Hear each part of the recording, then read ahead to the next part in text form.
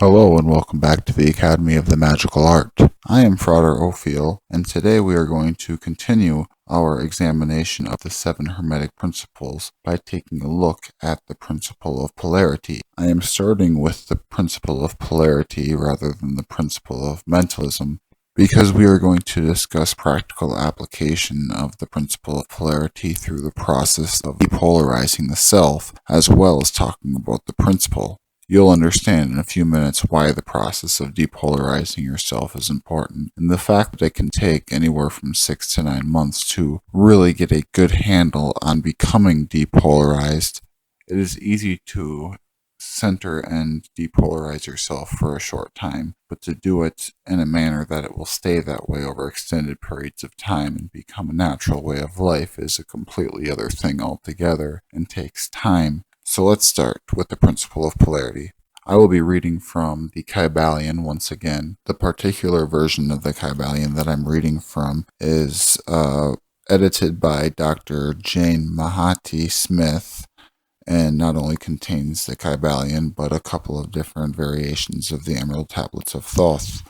I find that this text in particular, both of these texts, I frequent often. I feel that the best way for myself to learn is through repetition of information. So rather than listening to or reading things 1 or 2 times, if it holds a lot of truth, and I feel, or I could gain a lot of wisdom from that particular audio file or book or text, I will listen to it or read it multiple times to uncover and unlock as many of the things that I can as possible. The principle of polarity states that everything is dual and everything has poles. Everything has its pair of opposites.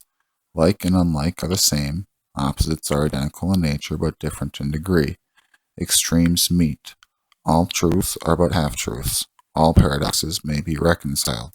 This embodies the truth that everything is dual. Everything has 2 poles. Everything has its pair of opposites, all of which were old Hermetic axioms. It explains the old paradoxes that have perplexed so many, which have been stated as follows. Thesis and antithesis are identical in nature but different in degree. Opposites are the same, differing only in degree. The pairs of opposites may be reconciled. Extremes meet. Everything is and isn't all at the same time. All truths are but half-truths. Every truth is half false. There are 2 sides to everything, so on and so forth.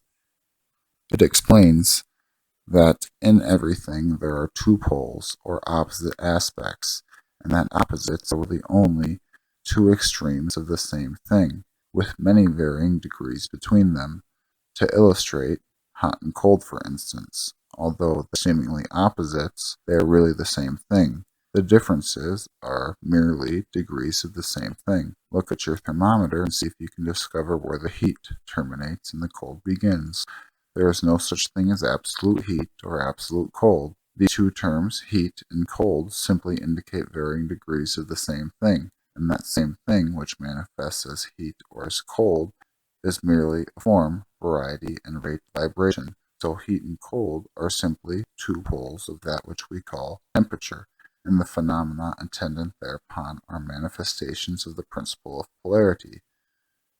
The same principle manifests in the case of light and darkness, which are also the same thing, the differences consisting with varying degrees between the 2 poles of the phenomenon of light or lack thereof. Where does the darkness leave off and the light begin? What is the difference between large and small, between hard and soft, between black and white, or between sharp and dull, between noise or quiet, between high and low, between positive or negative? The principle of polarity explains these paradoxes. Really, there is no difference, and there are no other principles that will supersede it. The same principle operates on the mental plane. Let us take a radical and extreme example, that of love and hate. 2 mental states apparently totally different, and yet really they are just varying degrees of hate or varying degrees of love, like and dislike. There is not really a middle point between these 2 things of like or dislike or love and hate. These are just things that shade to each other so gradually that sometimes we are at a loss to know whether it is like or dislike, or neither at all.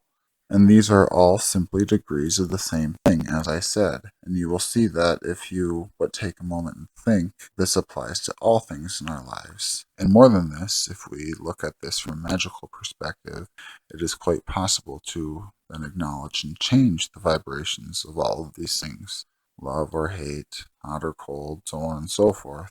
So then, if we look at a magical and mental perspective, if we acknowledge the vibrations of things such as love and hate and realize that they are nothing but vibration, we can then focus and we can change the vibration of that thing that is hate or fear or any other unpleasant vibrating emotion or mental state into something that is positive and serves us in a positive and productive manner. This is part of the mental alchemical process, the process of depolarization. So before we go any further, I want to take a moment to note that although we may not be able to control all of the events in our external environment, we can control how we process them and how we react to them once they enter our spectrum of control and once things enter our mental faculties. We can control what goes on within our mind. So when we have thoughts that enter into our mind that are positive, or we have thoughts that enter into our mind that are negative, automatically right off the bat, we have the choice whether to accept or reject that thought. It's like turning an on and off switch. So part of the process of mental alchemy and self-transmutation is to take note of these thoughts and choose whether or not we want to accept them and allow them to influence us, or reject them and allow ourselves to take control of whatever thought and or emotion might be surfacing. Anytime somebody makes a statement, you made me feel this way, you made me feel that way, that is not a truth. That may be their present reality or their present paradigm, but their logic is rather flawed. Nobody can make anybody feel any way.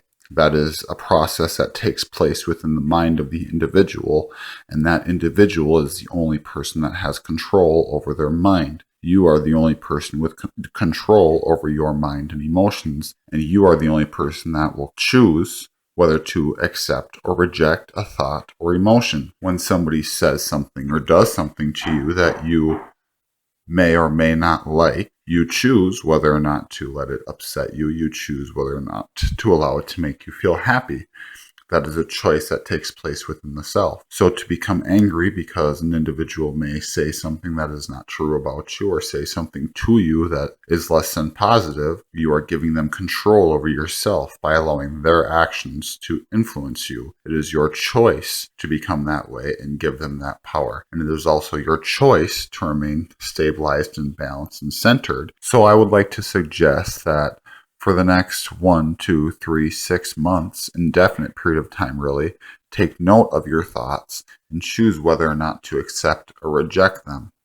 You will find that at first it is quite taxing and quite tedious to do that, to take special note of every thought or emotion that you feel and decide whether or not you're going to allow yourself to feel that way, or analyze why you're feeling that way and either accept or reject it. It will get easier over time and it will become like second nature until you achieve a place where you are balanced and you are centered and you are depolarized and you are the only person that is in control or has any influence over your emotional or mental state. This will become a essential asset to your life after you learn to regain that balance and regain that control, because it will put you in a position of proper perspective in almost all situations. Rather than reacting to something off of instinct, you will be able to calm yourself, analyze it, think through each scenario and how you're feeling, and then react. This is one of the many reasons why the process of depolarization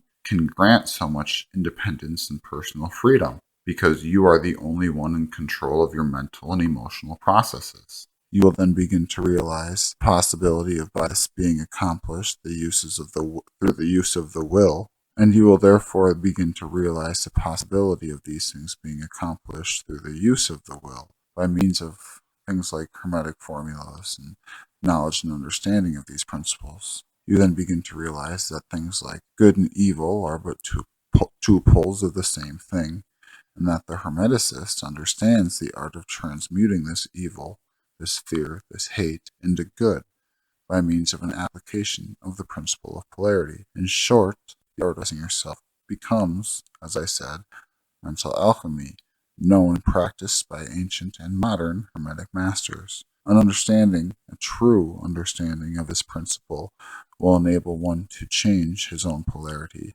and then in doing so begin to understand and change the polarity of others, environments, and situations that you enter into. If you are willing to devote your time and your study that is necessary to master this art or this craft, you will begin to realize that you can achieve great things by examining and understanding the practical application and the practice of depolarization. We're kind of running in there on time here, so I'm going to cut this first video on depolarization short and make a part 2. I want to thank you for joining with me at the Academy of the Magical Art today, and until next time, blessed be.